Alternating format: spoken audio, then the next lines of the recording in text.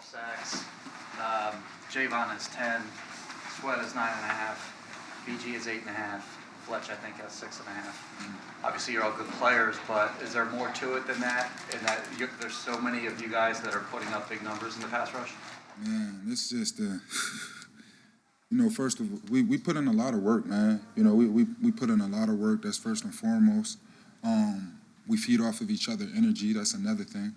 It's like once one guy get one, then another one goes and get one, then another one get one, and next thing you notice, we all getting sacks. And I got to give it up to the coaches as well. Man, Wash, T-Rock, they out there every day with us. They go out there early, you know what I'm saying? They get out to practice before us.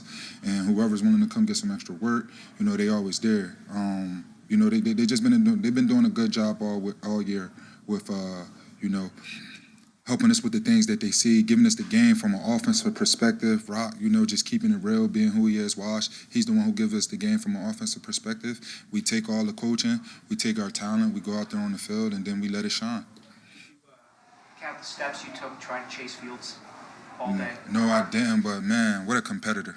Honestly, he's a competitor, a great talent, man. Just, he broke two on me today, and broke a few tackles, but we knew that would happen. It was just about continuing to play no matter what happened. We knew that at the quarterback spot they had a great talent there, and for us it was just about continue to go. No matter what happens, just, keep going, keep hunting, keep getting after them.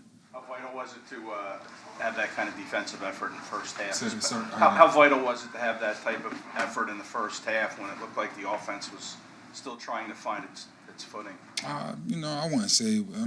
You always want your defense and offense both playing well, but to say it was vital as if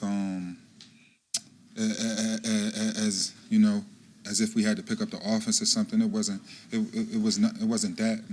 As defense, we simply try to control what we can control.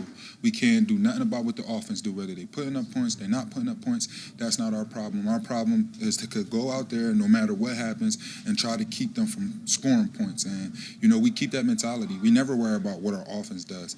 Every time we touch that field, it's just going out there and trying to be the best 11 individuals that we can be when we're on the field. How much did you guys talk about how cold it was out there?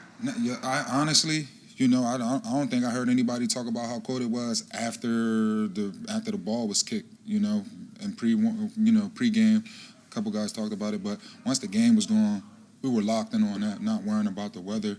At one point, even for me, I didn't even notice the weather until in the fourth quarter when the sun started going down. So nobody was really talking about weather, just focused on going out there, playing great football, and getting a W like we did today.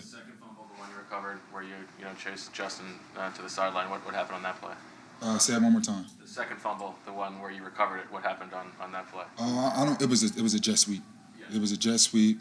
Justin handed it off. The guy he was coming around. I saw him early. And I just was trying to keep the ball from hitting the sideline. I figured I said, I know how jet sweeps work. They're trying to get on the edge. I figured if I could keep him from getting on the edge and turning back in to the rest of the defenders, then, somebody would make the tackle, make the play. I did exactly that.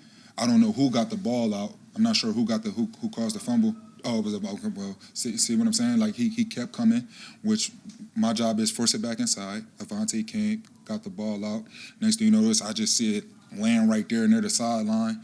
And it's crazy because we actually just talked about, getting the ball, recovering the ball if it's still in bounds, but while it's been on the sideline, and it was right there. And then instead of trying to pick it up and make something happen, just fell on it, trying to give the offense a chance to get the ball and do what they do. When did you talk about that? We just talked about it earlier this week.